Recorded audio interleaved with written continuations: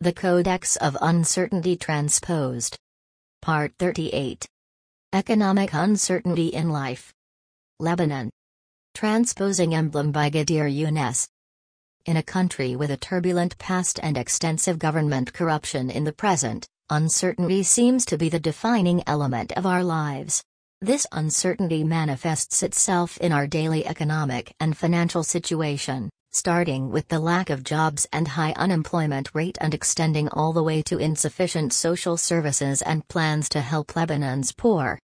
The journey of uncertainty in Lebanon starts with deciding on our path of education. Does acquiring a technical or a university degree ensure a stable and well-paying job?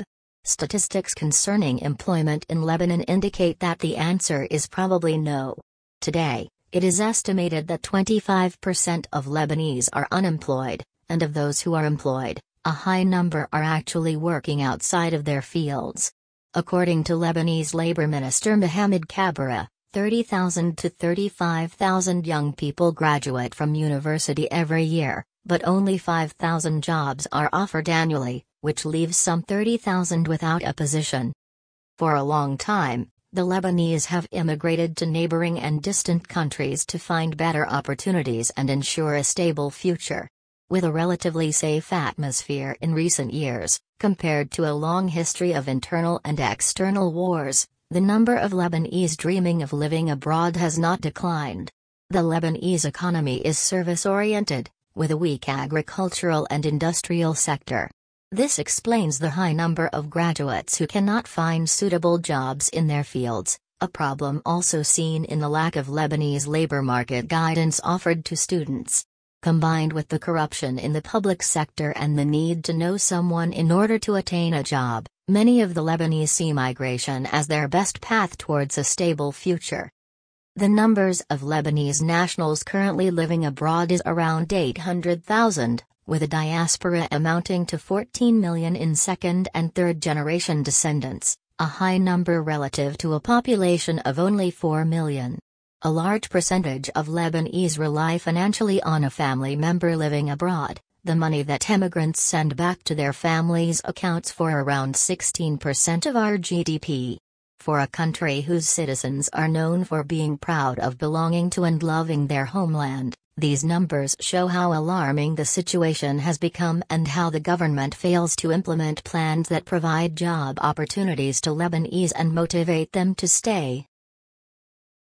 Another aspect of uncertainty in Lebanon is the perpetual worry that our lives may suddenly fall apart as a result of circumstances that are out of our control. Illness places a huge financial burden on many Lebanese families who do not have health insurance. Medical services in Lebanon are expensive and unaffordable for many living in poverty. And facing a car crash is another not so rare occurrence. It is difficult to think of someone you know who hasn't been through one.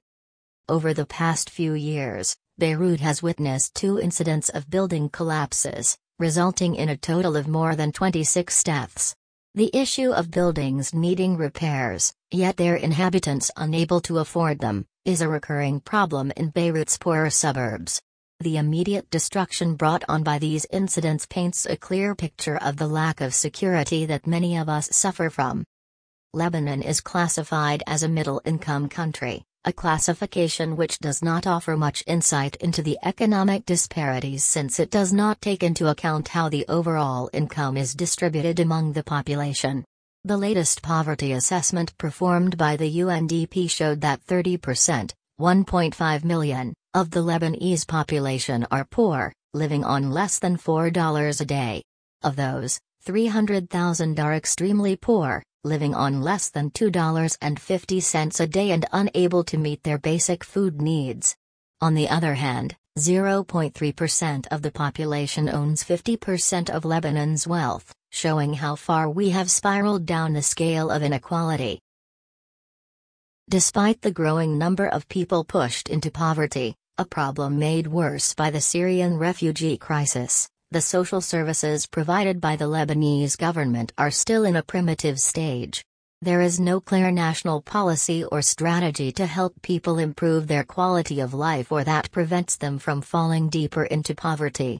What has been taking place so far is a set of interventions which usually come in response to a crisis and lack the coordination to achieve an effective, long-lasting goal.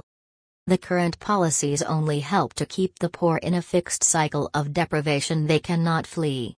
They usually hold jobs of an informal nature, such as ones in agriculture, construction and services, like cleaning, driving and working in shops.